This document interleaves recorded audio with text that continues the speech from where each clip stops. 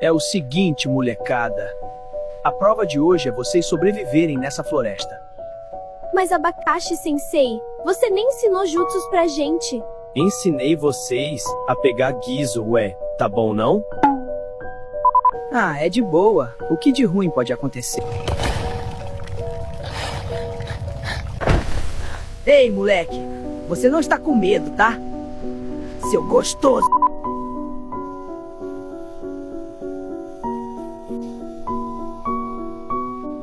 Ficou muito brabo.